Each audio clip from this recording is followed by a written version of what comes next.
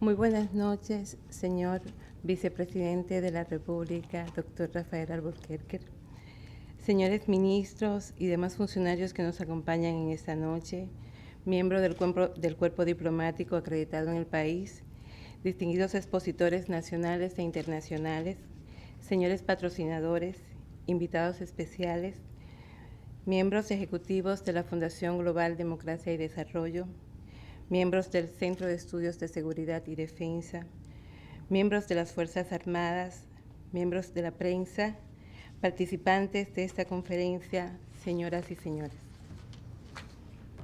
La Fundación Global Democracia y Desarrollo, a través de su Centro de Estudios de Seguridad y Defensa, les da la más cordial bienvenida a esta jornada que hemos titulado Segunda Conferencia Internacional, la Seguridad y Defensa en las Américas, Tendencias y Estrategias. Tenemos amplias expectativas por la experiencia que vamos a vivir a partir de hoy hasta el próximo sábado, ya que contamos con destacados expertos nacionales e internacionales de por lo menos 12 países que han atendido nuestra convocatoria para compartir un amplio conocimiento y generar las discusiones y debates de temas relacionados a la seguridad y la defensa que son de gran interés para la República Dominicana y para el hemisferio. Nuestro objetivo durante estos días es proporcionar un espacio para el análisis de los aspectos relacionados a la problemática actual, presentando prevalecencia en serios riesgos y amenazas transnacionales, tanto a nivel mundial, hemisférico, regional y dentro de nuestros respectivos países, partiendo desde el ámbito de seguridad y de defensa. El producto de las reflexiones, debates, originados a partir de la socialización de los conocimientos y las experiencias de los expositores participantes, estamos seguros que producirá conclusiones y recomendaciones que deberán ser utilizadas y conformadas en el nivel político de nuestro país y servirán de base para establecer un efectivo y eficiente sistema de defensa en la República Dominicana. Durante el desarrollo de las actividades estaremos debatiendo 4 seminarios simultáneos con temas de gran interés y sobre las conductas sociales nocivas y desafíos que afectan la paz social y la seguridad de nuestros estados. Estos temas son el crimen organizado, narcotráfico, blanqueo de capitales y crimen digital. El crimen organizado desde el punto de vista de México, de los instrumentos nacionales de la lucha contra el crimen organizado en las Américas, desde el punto de vista de Colombia y otros países que nos acompañan. La seguridad privada, el análisis y la evaluación y la evolución que ha tenido en América Latina. La proliferación de estas compañías de seguridad privada, su reglamentación y otros aspectos relacionados con este sector. Otro tema que vamos a tener y otro seminario de gran interés son los medios de comunicación, la seguridad y la defensa y cómo influyen en la percepción ciudadana. Y por último, el seminario número 4 va a tener el tema el sistema de defensa y seguridad nacional y los roles de los organismos que los componen.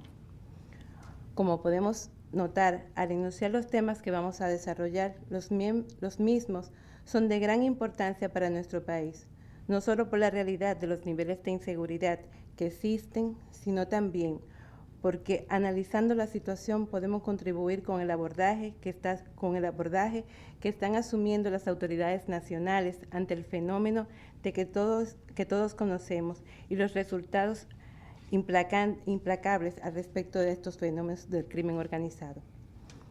Pero además, con la promulgación de la nueva Constitución, nos abocamos a consolidar las bases para diseñar y poner en marcha un efectivo sistema de seguridad y defensa nacional. Tenemos que admitir que con la vigencia de la nueva Constitución en este 26 de enero, existe ahora para la República Dominicana un antes y un después. Un antes y un después porque ya los órganos relacionados con la seguridad y defensa tendrán que tener una nueva visión. Las Fuerzas Armadas y la Policía Nacional y los organismos de seguridad tendrán que tener un nuevo giro. Nuestros legisladores supieron abordar el tema de manera clara y estos organismos seguro tendrán que permitir la consolidación de estas instituciones. Por primera vez en nuestra República Dominicana La Constitución asigna un título especial donde se refiere de forma diáfana a la misión y los roles de esas instituciones, abriendo las puertas a una definida trayectoria y a una actuación que requiere la fortaleza de nuestro sistema de seguridad y defensa nacional.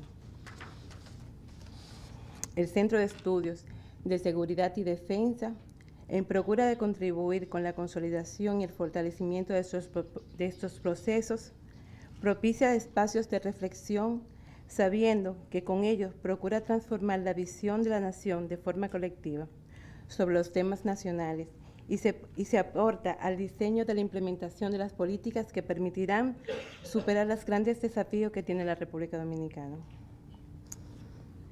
Como centro que reúne a especialistas en el tema, nos satisface ver que en poco tiempo los actores nacionales con la cooperación internacional han iniciado un camino para consolidar estos espacios, abriendo y permitiéndonos construir nuevos conocimientos.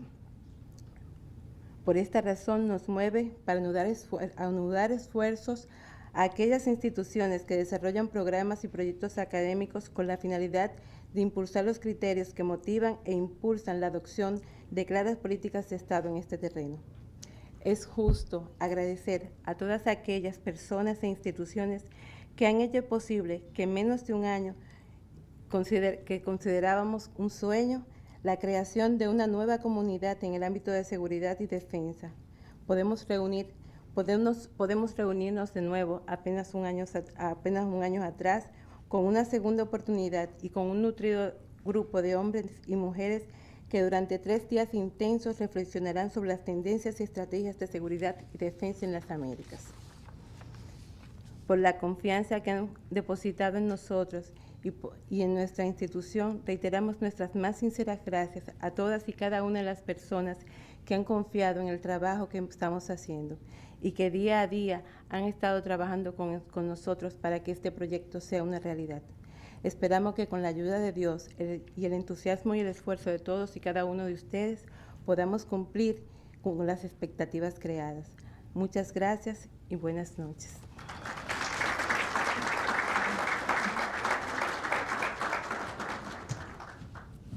Muchas gracias. Mis compañeros, miembros del Centro de Seguridad y Defensa, me otorgaron la muy honrosa distinción de coordinar estos trabajos. La mayoría de ustedes que me conocen saben que prefiero cultivar la palabra escrita a la hablada, que no es mi oficio por si acaso, y le pido excusas por si alguna violación protocolar registra mi presencia aquí. Bueno, hoy vamos a iniciar la primera intervención, la primera conferencia, que va a ser dictada por la doctora Marcela Donadio, licenciada en Ciencia Política de la Universidad del Salvador, máster en Ciencias Sociales, mención Sociología, de la Facultad Latinoamericana de Ciencias Sociales, Flaxo, Argentina, doctora en Ciencia Política de la Universidad Católica Argentina. Es la secretaria ejecutiva de la Red de Seguridad y Defensa de América Latina, REDDAR, y en el 2000 fue miembro fundador de la ONG SER, del Consejo Directivo de esta organización del 98 al 2003, presidenta de la misma del 2003 a 2005, actualmente directora ejecutiva. Ha sido docente en la Universidad del Salvador, la Universidad Católica Argentina y desde el año 2000 en la Universidad de Morón. Ha participado en numerosos seminarios sobre defensa y seguridad en América Latina y otras regiones del mundo como España, Indonesia, Georgia, Filipinas, Turquía, además de haber publicado extensamente sobre la temática. Entre sus últimas publicaciones figura como coordinadora del trabajo La Mujer en las Instituciones Armadas y Policiales, Resolución 2325 y Operaciones de Paz en América. Atlas comparativo de la seguridad y defensa en América Latina. Realmente para los que estamos envueltos en estas actividades, la doctora Marcela Donadio es una distinguida y conspicua personalidad de la comunidad de seguridad y defensa hemisférica. Con ella lo...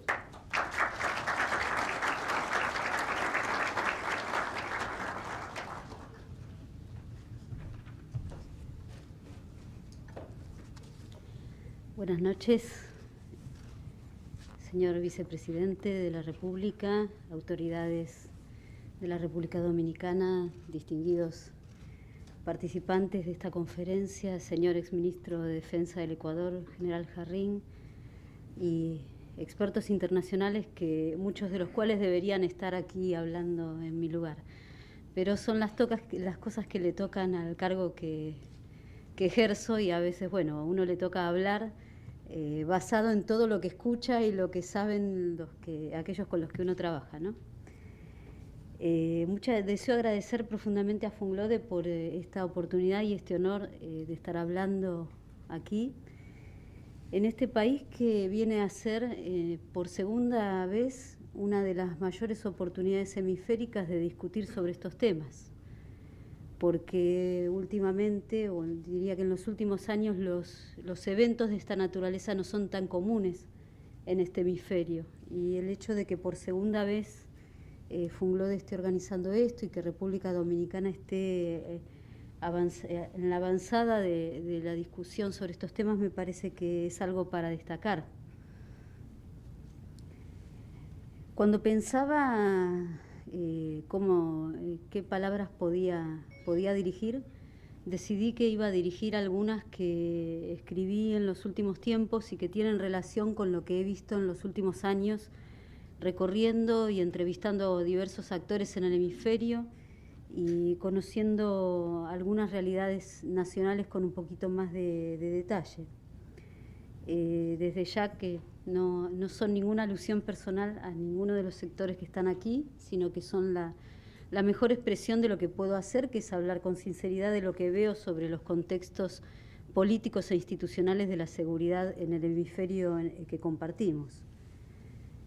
Esta mañana veía un chiste, no sé cómo se le dice aquí al chiste en los periódicos, un chiste que creo que en varios de nuestros países podría haber visto el mismo. Había una persona que estaba con Trujillo, y Trujillo le decía, bueno, algo así como, bueno, conmigo había menos muertos de los que hay ahora en la democracia, ¿no?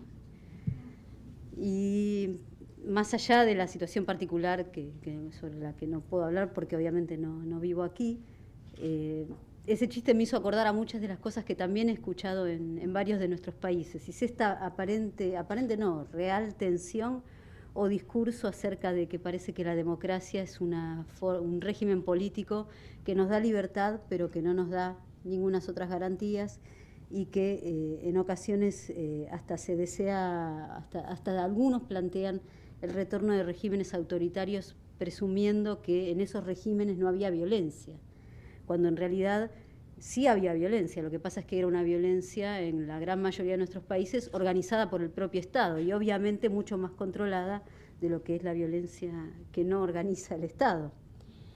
Pero creo que en muchos de nuestros países justamente lo que se pone en discusión es el tema de la gobernabilidad, que este deseo de la sociedad democrática de vivir en paz, de esta aspiración de que la justicia, la igualdad de oportunidades y la solidaridad sean una realidad para nosotros, es cierto que dista de convertirse en realidad en muchos de nuestros países. Y es cierto que genera también, a mi juicio, una discusión que se debe dar en el ámbito político, y que el argumento que trataré de presentarles es que justamente, en mi visión, uno de los déficits que ha habido en muchas de nuestras naciones es que no ha habido discusiones políticas serias acerca de las reformas de los aparatos, tanto de defensa como de seguridad pública. Digamos, en democracias más consolidadas, la discusión sobre la criminalidad, por ejemplo, o sobre la desigualdad en la economía, tienen más tiempo, más peso histórico, tienen otros momentos para manejar las demandas sociales. Cuando las democracias no están tan consolidadas, cuando están viviendo tiempos acelerados como los que viven nuestros países, donde aquellos que están ocupando los puestos políticos no solamente están diseñando políticas, sino que deben responder a un montón de demandas que hacen a la supervivencia de la vida cotidiana de nuestras naciones, creo que tenemos que tener en cuenta que es un desafío mayor que el que pueden tener otros países. Digo esto que a veces se hacen comparaciones, que si en Europa, que en Estados Unidos, etcétera. Creo que en nuestros países los desafíos que supone un mundo diferente se sumaron a los desafíos de un régimen político que recién se iniciaba y con un Estado que en gran parte de la región fue además minimizado en la década de los 90. Es decir, que un Estado que tenía pocas capacidades para manejarse institucionalmente, para diseñar políticas, que en muchos países hasta no tenía cuadros políticos para ocupar los puestos del Estado. Países, por ejemplo, del que yo provengo, gran parte de ellos, hay generaciones arrasadas por la violencia interna que se vivió en la Argentina, particularmente en el último proceso militar. Entonces, eran estados y son estados que no tienen las mejores capacidades para diseñar esas políticas, y eso es un factor que debemos tener en cuenta. Entonces, adaptarse a la continua transformación de estos tiempos, unido a la necesidad de construir el Estado democrático, es un desafío particular y hace que el Estado atraviese una suerte de crisis de identidad que le hace más difícil obtener un buen desempeño en las funciones. Por eso creo que un desafío que tenemos por delante y al que creo que esta conferencia de alguna manera también busca intentar responder, es poder comprender lo que está pasando de una manera que, como dice el uruguayo Juan Real, que está allí sentado, siempre dice, nosotros estamos dando respuestas para lo que sucedió ayer y no estamos dando las respuestas para lo que no lo que va a suceder, sino para siquiera lo que está sucediendo. Los temas de la seguridad y la defensa en ese sentido no pueden leerse fuera de lo que es el proceso de democratización. Y en ese proceso juegan muchas cosas. Juega la historia, las relaciones internacionales, el desempeño de nuestras economías y obviamente los contextos políticos internos que determinan mucho más de lo que nosotros creemos lo que sucede con la defensa y con la seguridad. En aquellos que son actores del sector de seguridad pública o de defensa, a veces tienen, no sé, aquí en Dominicana, en muchos países tienen como una sensación de soledad, nadie los comprende, nadie les presta atención. Pues bueno, déjenme decirles que creo que realmente esa soledad no existe, sino que tiene que ver con contextos diversos que hay en los países, contextos políticos internos que influyen mucho más de lo que uno cree. Y a los analistas de seguridad y defensa a veces nos gusta poco hablar de política, ¿no? Y creo que debemos recuperar la posibilidad de hablar de política en estos temas.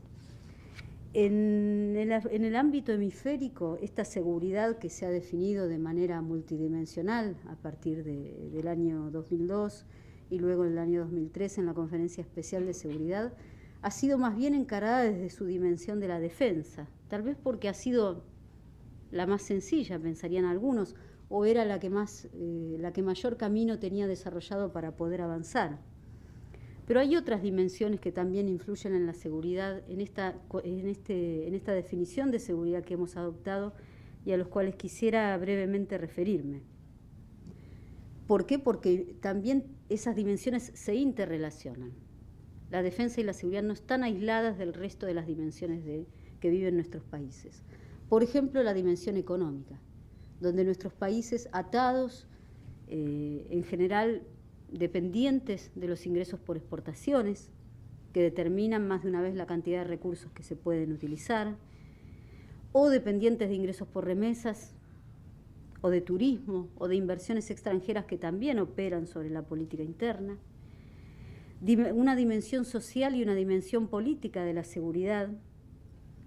No quisiera hablar tanto de la dimensión social porque me parece que de eso se ha hablado mucho, pero los cambios que se han producido en el nivel hasta filosófico de nuestras sociedades son muy profundos y a veces nos cuesta comprender siquiera el modo de pensar de muchas de las personas de las que decimos son objeto de la seguridad. Por ejemplo, los jóvenes, ¿sí? Un tema predilecto de la seguridad pública, los jóvenes. Pues los jóvenes tienen marcos referenciales muy diferentes a los que tenía la mayoría de nosotros en su juventud. El impacto de la comunicación, por otro lado, que afecta profundamente nuestra vida cotidiana, o aún la desarticulación de las tendencias agregacionistas que caracterizaron gran parte del siglo XX. Las tendencias o las perspectivas comunitarias o asociativas no son las mismas. ¿Por qué? Porque el interés por lo comunitario difícilmente se liga a lo político, cosa que sí sucedía en el siglo XX, donde aquel que tenía una vocación comunitaria derramaba en la política. Hoy ya no es así. Y la seguridad pública está indefectiblemente atada a este contexto. Como decía antes, en lo que refiere al Estado, las posibilidades de imponer la ley y el orden han sido debilitadas por estas concepciones del Estado mínimo, por capacidades del Estado que disminuyeron mientras las demandas se incrementaban, y la actualidad nos muestran estructuras con escaso personal calificado, sin medios materiales en ocasiones para poner en marcha las decisiones políticas que salen de lo alto de la directiva política, y con faltas de información para el gerenciamiento, que es una muestra clara de las debilidades del Estado. En áreas de seguridad, por ejemplo, datos básicos, como los temas que ocupan esta conferencia, la cantidad de agentes de seguridad privada.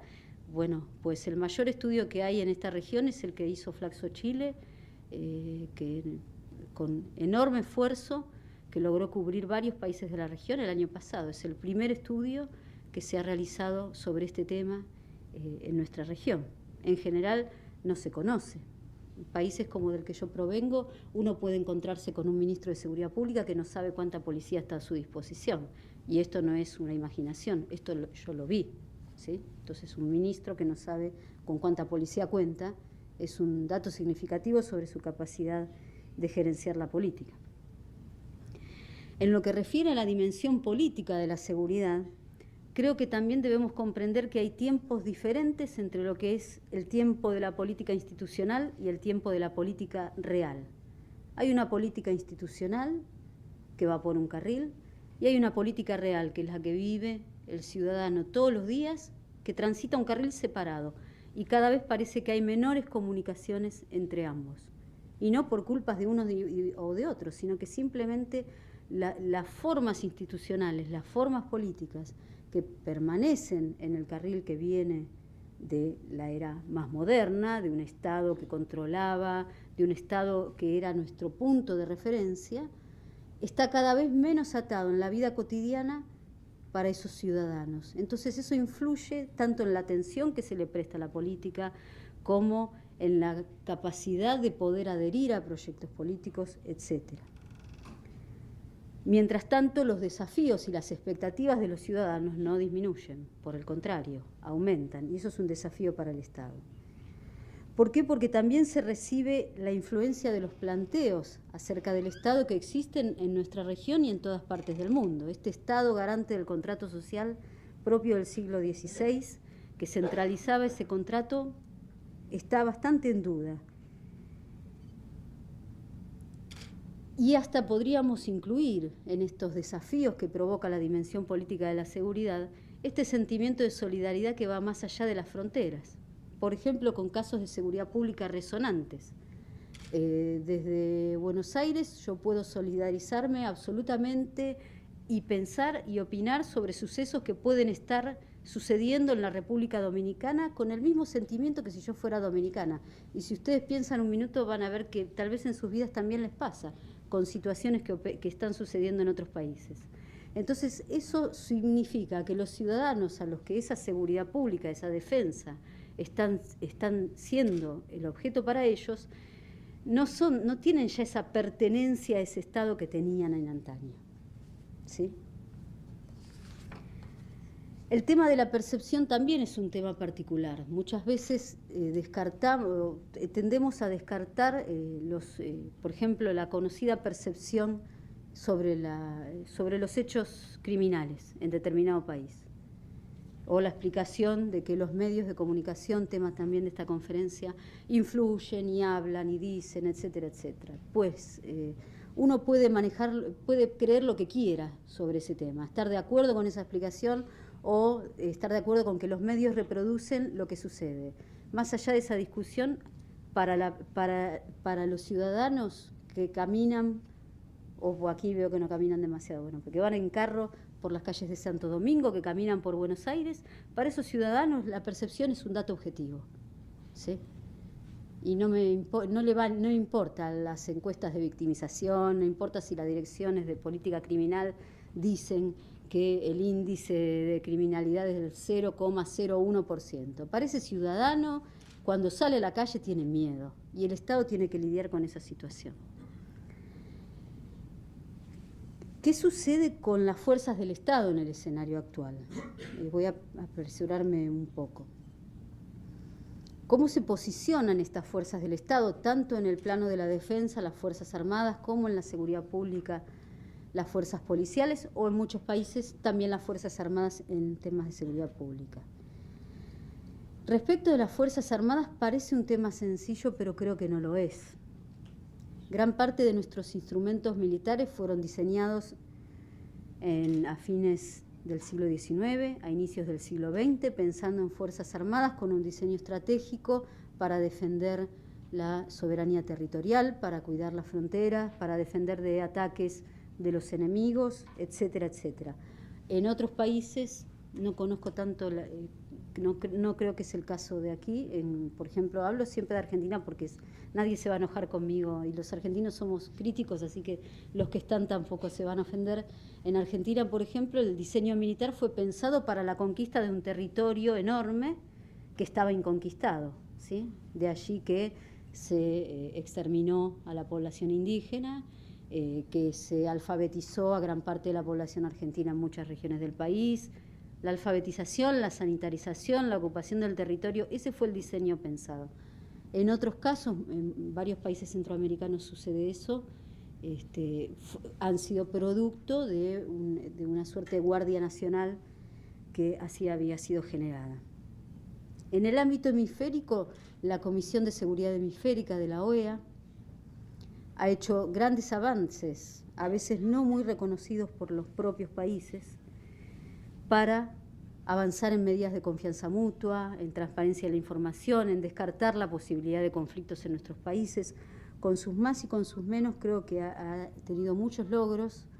Uno de los mayores ha sido la definición del vínculo con la JID y la propia labor en torno a la multidimensionalidad de la seguridad con la generación de un departamento propio. Entonces la consolidación de todo lo que tiene que ver con las medidas de confianza mutua es un punto esencial en este momento de la región. Y la resolución pacífica de conflictos sigue siendo un área de atención que en general despierta el interés de todos nosotros. Aún así, siento que en ocasiones aquellos que estamos en el sector de la defensa vemos estos avances con una sensación de gusto a poco o de insatisfacción, como que, bueno, se avanzó, pero bueno, el rumbo no está muy claro. Y creo que el rumbo no está muy claro porque hay una deuda pendiente de la política en los dos planos, tanto en la defensa como en la seguridad pública, que es definir los modelos de institución que queremos y cómo los vamos a sostener. En el caso, por ejemplo, de la profesionalización de las Fuerzas Armadas, siguiendo en esta perspectiva de los diseños históricos que se tuvo en gran parte de nuestra región, la profesionalización de las Fuerzas Armadas transitó junto con otro fenómeno histórico en muchos de nuestros países, que fue la dificultad de nuestras sociedades para encontrar caminos políticos comunes.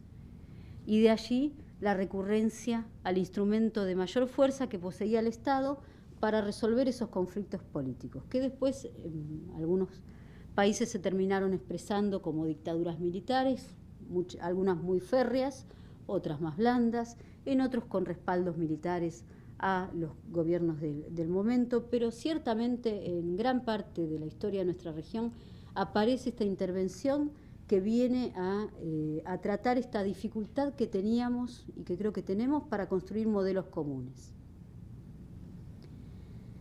A medida que esa profesionalización avanzó y luego cuando se produce la ola de democratización de los años 80 del siglo pasado, en muchos de nuestros países no había más alternativa que repensar el papel de los militares en la escena nacional, porque las hipótesis de conflicto se estaban de alguna manera desactivando, porque ya no tenían las misiones, ya las misiones que parecían tan relevantes ya no lo eran, y en muchos hubo que repensar este papel de los militares.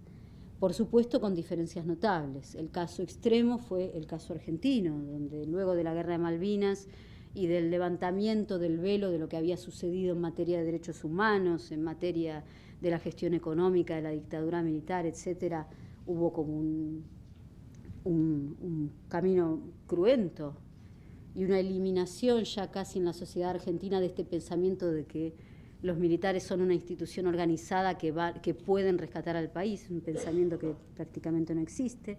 En otros países, como en la región andina, fue menos cruento. En Centroamérica, las Fuerzas Armadas permanecieron bastante bien posicionadas en el orden de la posguerra civil, pero en todos los casos fue una reorientación del orden político. Diría que en escasísimos casos se habló y se habla de una reformulación del papel de las Fuerzas Armadas en el entramado general del Estado. La región ha estado más bien ocupada intentando manejar esta aceleración de tiempos políticos, económicos y sociales, antes que para detenerse a reflexionar en una estrategia general de defensa y de seguridad para nuestros estados.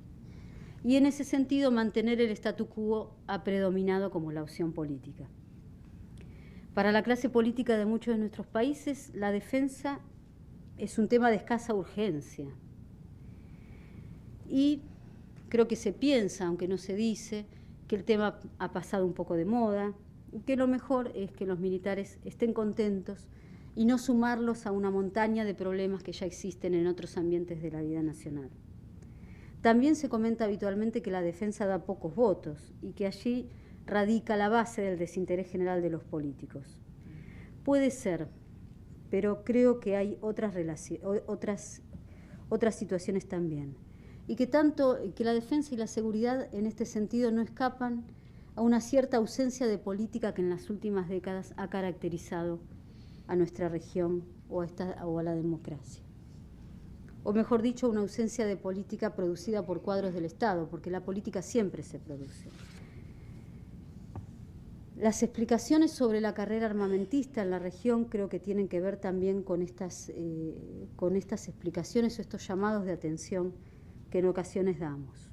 Muchas de las veces, en algunas de las discusiones que se escuchan, bueno, en esta región creo que afortunadamente no tienen esa discusión, en otras partes del hemisferio sí se dan las discusiones sobre la carrera armamentista. Creo que dan más bien en el clavo o en el punto de la defensa contra el enemigo extranjero, que siempre en cualquier escenario es un buen argumento para lograr apoyo o para levantar el espíritu de los pueblos y de las Fuerzas Armadas. Pero, por ejemplo, cuando uno investiga en la práctica qué es lo que sucede con la supuesta carrera armamentista, un caso notorio del que se habla, Venezuela,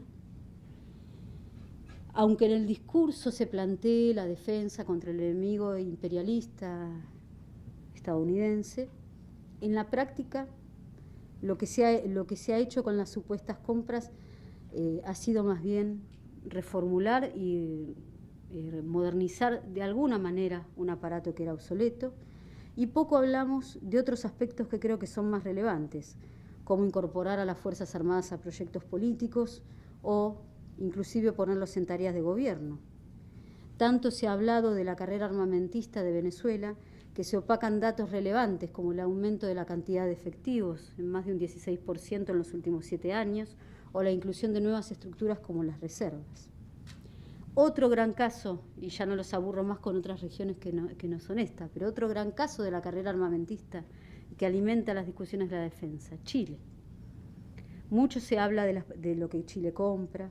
Es cierto que el instrumento militar chileno es aparentemente el único en la región que mantiene un grado de modernización razonable, pero sistemáticamente estas discusiones evitan referirse a un tema más de fondo, y es que la cuestión de las compras en Chile tiene más que ver con acuerdos internos que con una decisión de política externa.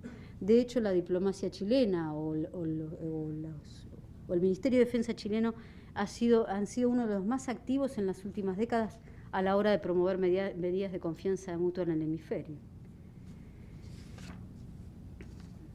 Por otra parte, observamos también el tema de otras regiones donde la misión principal comienza a ser desdibujada con la intervención de misiones en el orden interno.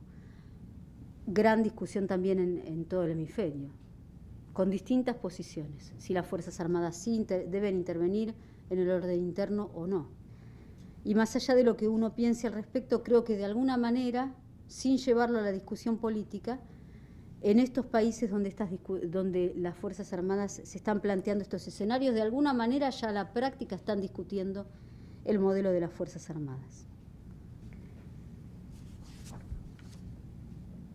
Pero ciertamente si la misión del instrumento militar es un elemento clave de cualquier reforma, en nuestro hemisferio el escenario es confuso y con perspectivas poco claras. Y las nuevas generaciones militares experimentan esta confusión. Están formados y adoctrinados para una misión principal, que es la defensa de la soberanía territorial, la defensa contra el enemigo externo, y en su horizonte y en su práctica tienen misiones para las que no necesariamente fueron formados, ni para las que necesariamente eligieron la carrera militar. Policías, soldados de la paz si están en misiones de paz, asistentes sociales en otros casos, y las misiones secundarias terminan convirtiéndose en la actividad principal. Así, las Fuerzas Armadas en muchos de nuestros países se debaten entre una historia donde tenían grandes posiciones de poder, un presente confuso y un futuro incierto, porque no saben hacia dónde se van a dirigir. Ello puede conducir fuera a la depresión o frustración en cualquier miembro de la carrera o a lo que sucede actualmente en muchos de nuestros países, fondos públicos destinados a formar personas en la carrera militar que luego terminan pasando al sector privado, convirtiéndose en pilotos aéreos, guardias de seguridad, expertos logísticos, etc.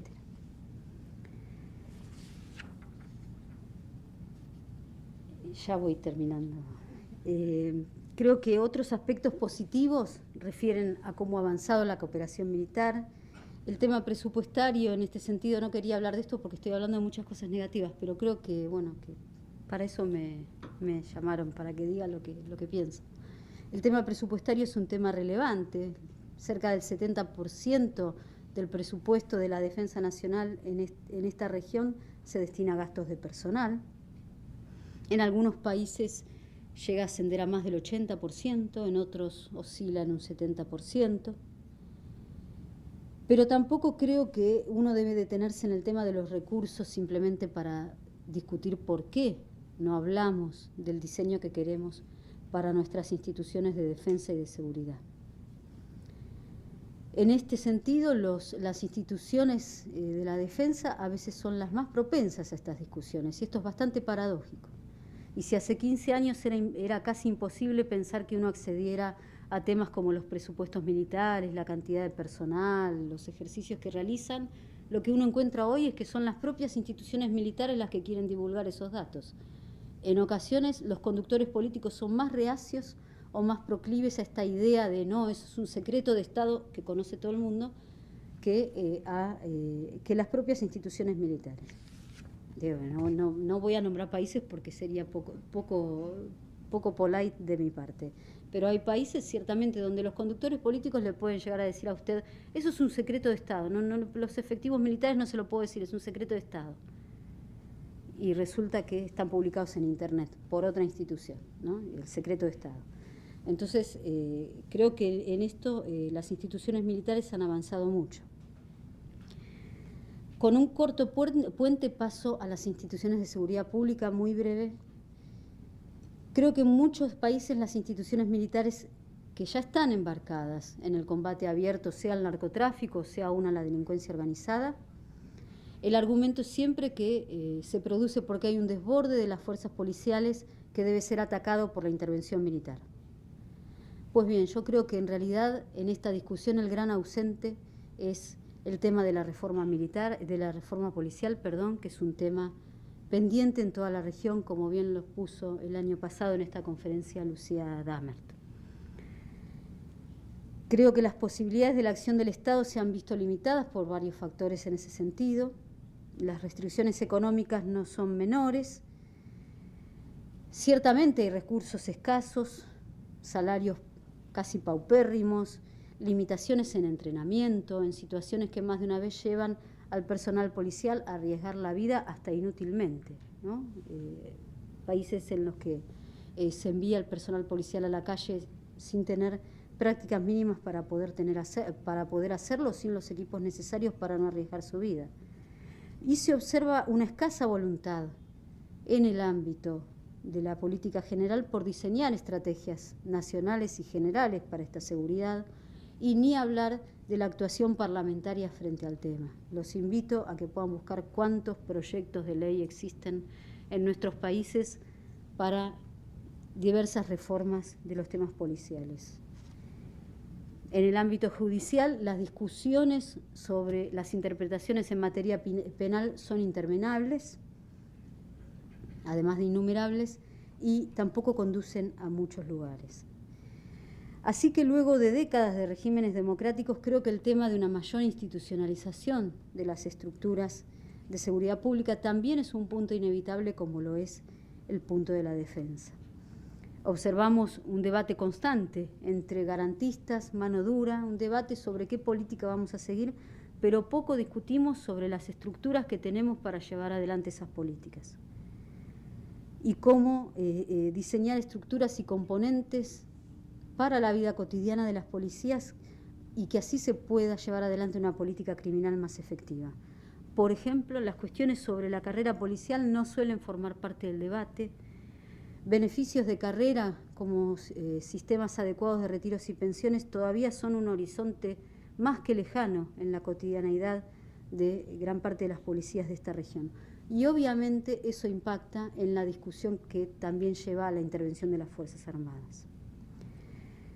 Finalmente, creo que es claro que han cambiado los paradigmas en el campo de la seguridad y que si en teoría nuestra región no ha cambiado, en la práctica está sucediendo, y que cuanto más temprano comencemos a discutir estos cambios que se están produciendo, podremos avanzar mejor.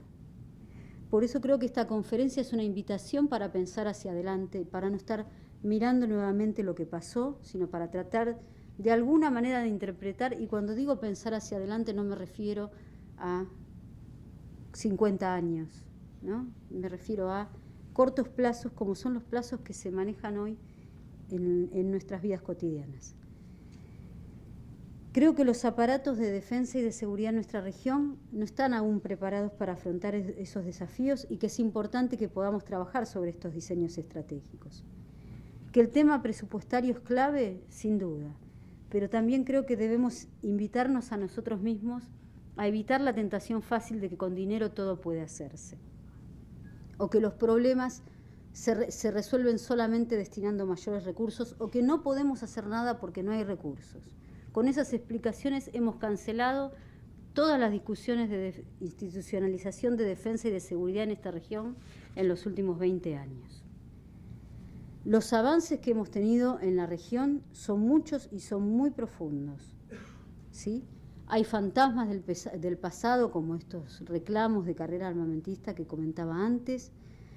Hay juegos de actores externos que a veces no ayudan al respecto, pero creo que hay una diferencia con el pasado.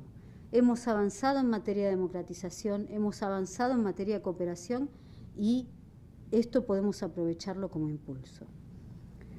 Creo que si logramos trabajar en este sentido y en incorporar mayormente a nuestras sociedades y a nuestros dirigentes a la suerte de los aparatos de defensa y de seguridad, las tendencias positivas que tiene la democratización en esta región van a ser más profundas, y que los proyectos políticos que se están desarrollando, las visiones que hay en marcha y la incorporación de nuevas generaciones, tanto civiles como policiales como militares, a esta discusión, no son bases para que nosotros podamos desperdiciar.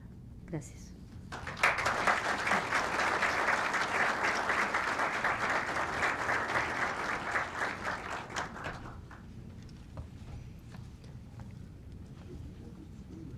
Gracias a la doctora Donadia por su intervención. Y continuando el programa, vamos a pasar a la segunda conferencia, que va a ser ofrecida por el general José Roberto Machado Silva, presidente de la Junta Interamericana de Defensa, posición a la que fue promovido desde el 30 de marzo del 2009. Durante su trayectoria profesional Ha ocupado diversas funciones, entre ellas vicepresidente de la Comisión de Implantación del Sistema del Control del Espacio Aéreo, presidente de la Comisión de Implantación del Sistema de Control del Espacio Aéreo (SISI), presidente de la Comisión para la Coordinación de Proyectos de Sistema de Vigilancia de la Amazonía, jefe del Subdepartamento de Operaciones del Departamento de Control del Espacio Aéreo. Entre los principales cursos realizados se encuentra cursos de formación de aviaciones de oficiales aviadores, curso de transporte de tropa, curso de táctica aérea, curso de inspección en vuelo, piloto inspector, curso de perfeccionamiento para oficiales, curso superior de comando y Estado Mayor, curso de política y estrategia aeroespacial, maestría en gestión administrativa a nivel estratégico propiciado por la Fundación Getúlio Vargas. Con ustedes, el Teniente General José Roberto Machado Silva.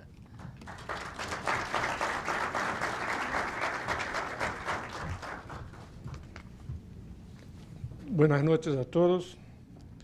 Excelentíssimo senhor vice-presidente da República, Dr. Rafael Albuquerque, representando o ministro das Forças Armadas da República Dominicana, vice-almirante Nicolás Cabrera, senhora Marcela Donádio, secretária executiva da Rede de Seguridade e Defesa de América Latina, senhores ministros e vice-ministros presentes, membros do Honorável Congresso Nacional, membro do Sistema Judicial da República Dominicana, doutora Josefina Reynoso, oficiais generais de las Forças Armadas e da Polícia Nacional, representantes diplomáticos, diretor do Centro de Estudos de Seguridade e Defesa Nacional, senhores membros da FANGLOD, senhoras e senhores. É para mim um grande honor estar aqui hoje como presidente da Junta Interamericana de Defesa na cerimônia de inauguração da segunda Conferência Internacional sobre Seguridade e Defesa, titulada La Seguridad y la Defensa en las Américas, Tendências e Estratégias. Dessa forma, me gostaria inicialmente de agradecer à Fundação Global Democracia e Desarrollo, FANGLOD, por intermédio do Centro de Estudos de Seguridade e Defesa, por la cordial invitação realizada à Junta Interamericana de Defesa para que estivesse presente nesse encontro internacional como expositor em el taller 4, el Sistema de Seguridad y Defensa Nacional, roles de los órganos que los componen, y de forma especial como uno de los responsables por realizar una de las conferencias magistrales de apertura. Acepten, por lo tanto, en nombre del Consejo de Delegados de la Junta Interamericana de Defensa, la expresión de nuestro aprecio y gratitud. Este es mi segundo viaje a la República Dominicana. La primera vez, hace un mes, poco tiempo atrás, estuve acá con mi esposa en vacaciones, disfrutando de las playas azules y de la hospitalidad de su pueblo. Me quedé encantado con todo. Hablo de Punta Cana.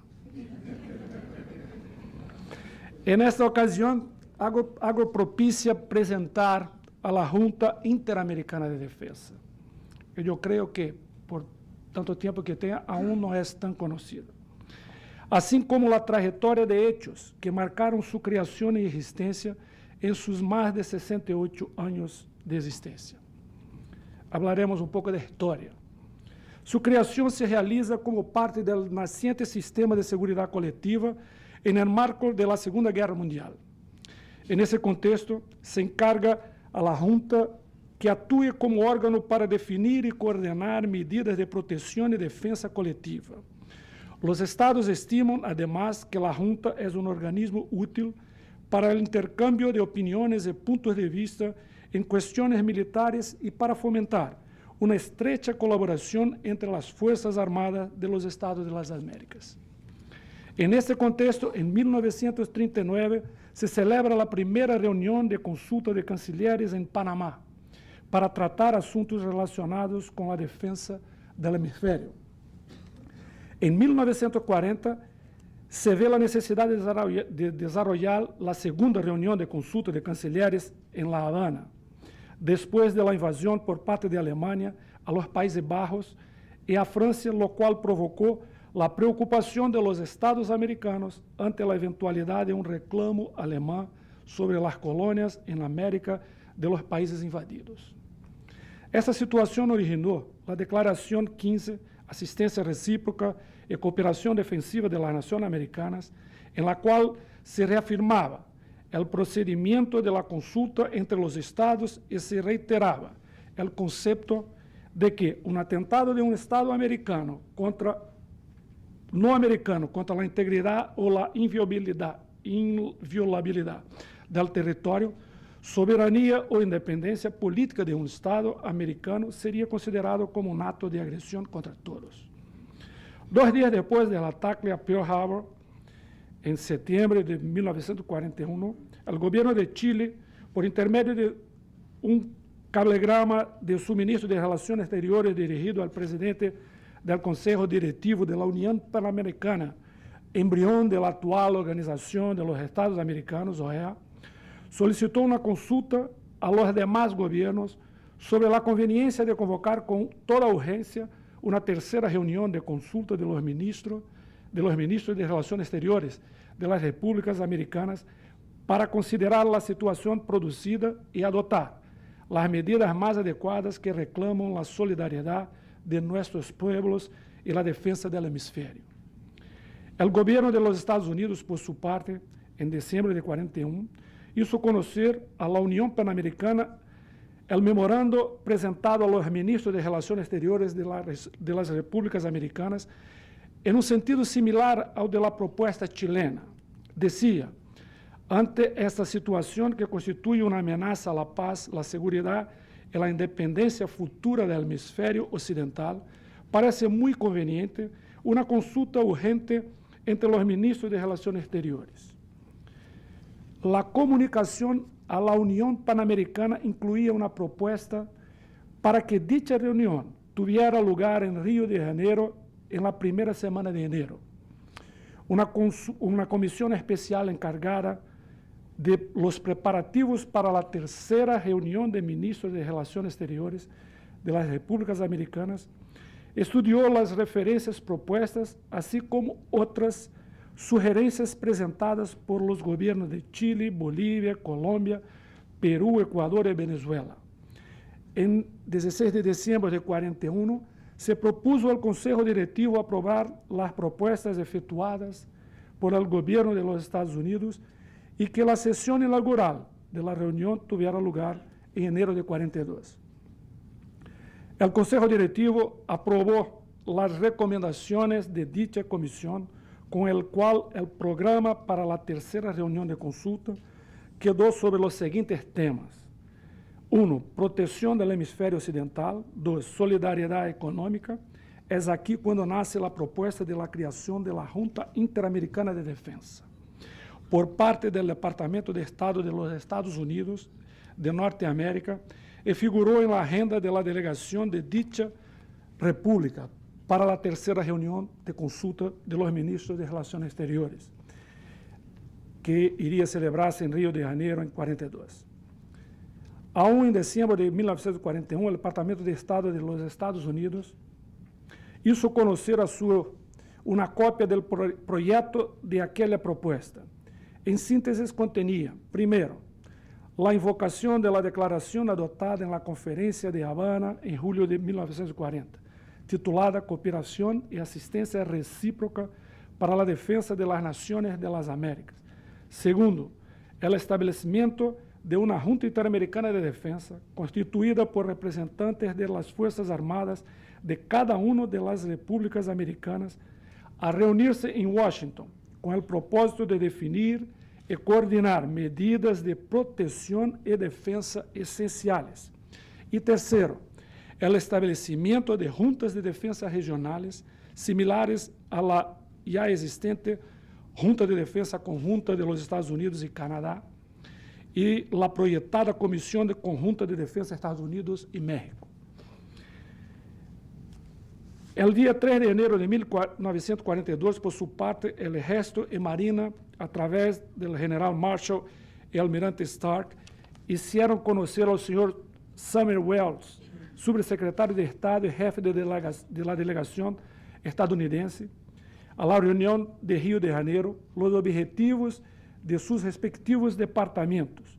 En ese sentido, el pedido fue declaración de guerra por parte de las repúblicas americanas a todos los miembros de la eje. De no ser posible esto, ruptura de relación diplomática con las potencias del eje. Conformidad para permitir el movimiento de la Fuerza Aérea de los Estados Unidos a través del territorio de cada una de las repúblicas americanas, con previa comunicación, en tanto fuera practicable, pero sin que ello fuera un requerimiento imperativo.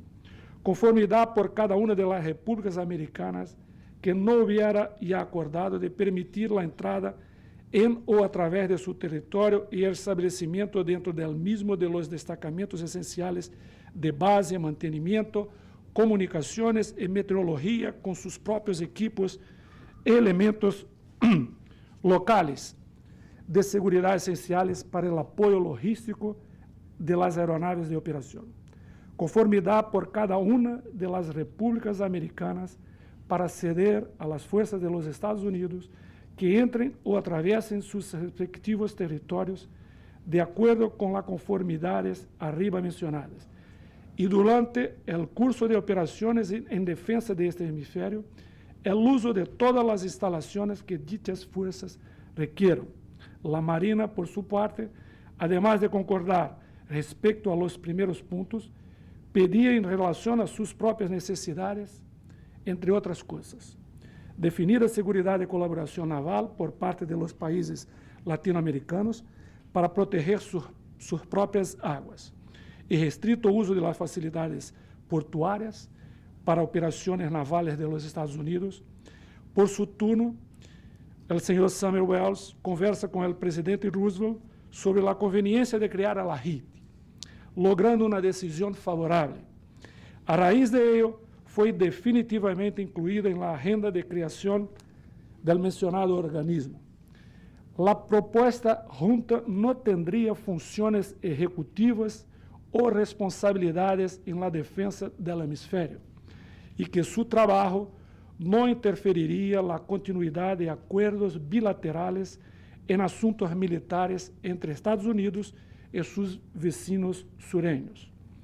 Para el Departamento de Estado era importante, desde un punto de vista político, proveer un canal a través del cual todas las repúblicas americanas, grandes y pequeñas, proveerían sus vistas y recomendaciones. De esta forma, la Junta Interamericana de Defensa es la organización militar y de defensa regional más antigua del mundo y ha existido ininterrumpidamente desde el 30 de marzo de 1942.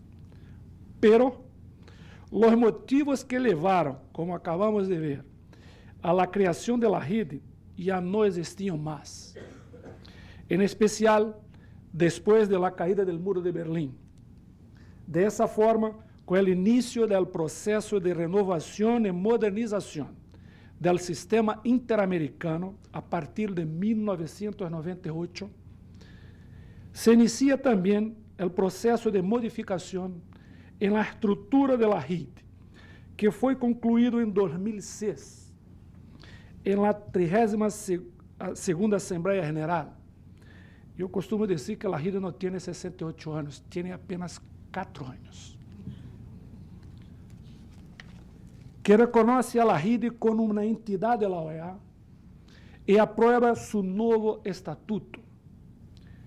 A partir de 15 de marzo del 2016, de acuerdo al documento, la resolución de la Asamblea General, la resolución 1, la red recibe su estatuto y se constituye oficialmente en una entidad de la Organización de los Estados Americanos, establecida, segundo lo previsto en el último párrafo del artículo 53 de la Carta de la OEA, como un foro internacional integrado por representantes civiles y militares, designados por los Estados miembros, prestando servicios de asesoramiento técnico, consultivo y educativo en asuntos militares y de defensa en el hemisferio, de conformidad con los mandatos de la Asamblea General de la OEA, la reunión de consulta de los ministros de Relaciones Exteriores y el Consejo Permanente de la OEA, en sus respectivos ámbitos de competencia. La estructura y las operaciones de la JID se inspiran hoy en los principios de supervisión civil y subordinación de las instituciones militares a la autoridad civil, en observancia del artículo número 4 de la Carta Democrática Interamericana y el principio de conformación democrática de sus autoridades, en concordancia con los valores democráticos de los Estados miembros y su participación igualitaria. Hoy, todos los staff de la JID es elegido democráticamente por todos los miembros del hemisferio. La JID hoy está compuesta por los siguientes órganos: el Consejo de Delegados, que es su mayor órgano, la Secretaría y el Colegio Interamericano de Defensa. Es importante realzar que también muchos no comprenden que el colegio no es una entidad aparte de la JID. El Colegio Interamericano hace parte de la estructura de la JID. Cuenta con 27 Estados miembros y 5 Estados observadores permanentes. Sus principales áreas de trabajo pueden ser resumidas en medidas de fomento a la confianza y seguridad en todos los ámbitos de su competencia. Los países informan la OEA y la JID hace la análisis de ese insumo. Como ejemplos específicos, cito la asesoría técnica en la elaboración de documentos de doctrina y políticas nacionales de defensa, los famosos libros blancos. Desminado humanitario, por medio de la asesoría técnica a los estados para la remoción integral de minas en la gestión, seguridad y destrucción de armas. En ese momento, cabe resaltar que en la fecha del 27 de mayo pasado, fue realizada la ceremonia militar de encerramiento de la misión de asistencia para la remoción de minas en Nicaragua y Centroamérica, declarando la región libre de minas terrestres antipersonal. Es un marco histórico eso. Ayuda humanitaria en desastres, a través del acompañamiento de las ocurrencias y analizadas las posibilidades de apoyo. En el caso del desastre de Haití, la JID desarrolló una sala de situación en apoyo a la OEA, creado para la ocasión. Necesidades de los estados pequeños, en caso de necesidad de apoyo ante desastres naturales o no naturales. Desarrollo de libros blancos, búsqueda y resgate, etc. Participación en diversos foros, como en la Conferencia de los Ministros de Defensa de las Américas, Conferencia Naval Interamericana, Conferencia de los Ejércitos Americanos y Conferencia de los Jefes de las Fuerzas Aéreas Americanas. Y capacitación en defensa y seguridad hemisférica por intermedio del Colegio Interamericano de Defensa, que ministra cursos avanzados sobre temas militares y de defensa de interés del sistema interamericano. La JID cuenta con el importante apoyo de las delegaciones para el desarrollo de sus tareas. La delegación de la República Dominicana ante la JID, por ejemplo, por intermedio de su jefe, general Apolinar, y de sus asesores designados a la Subsecretaría de Asesoramiento, recientemente permitieron a la OEA y la JID visitar a Haití poco tiempo después de la tragedia. Esa misión solamente fue posible con el apoyo operacional y logístico de la República Dominicana, coordinada por su jefe de delegación. Por último, me gustaría resaltar el trabajo del Centro de Pensamiento Fundación Global, Democracia y Desarrollo, que tiene entre sus propósitos el fortalecimiento de la democracia, el respeto a los derechos humanos, el desarrollo sostenible y la modernización de la República Dominicana, por considerar el tema de la defensa como de gran importancia. Sin duda alguna, la realización de la segunda Conferencia Internacional sobre Seguridad y Defensa permitirá que FUNGLOD dê continuidade ao cumprimento de sua missão de formular propostas inovadoras de natureza estratégica e conjuntural, por meio de análise de temas vitais basado em el intercâmbio de ideias e experiências a nível nacional e internacional, com a finalidade de fomentar o progresso e a modernização da República Dominicana, En ese sentido, que la Junta Interamericana de Defensa hoy se siente honrada de participar en la segunda Conferencia Internacional sobre Seguridad y Defensa, acto que reafirma su compromiso con los Estados miembros y con la incesante búsqueda por el aumento de la confianza mutua entre los Estados, la primera condición para que dé lugar a la cooperación. No existe cooperación sin confianza. Felicitaciones a la segunda Conferencia Internacional sobre Seguridad y Defensa. Felicitaciones a la Fundación Global Democracia y Desarrollo. Felicitaciones a la República Dominicana. Muchas gracias.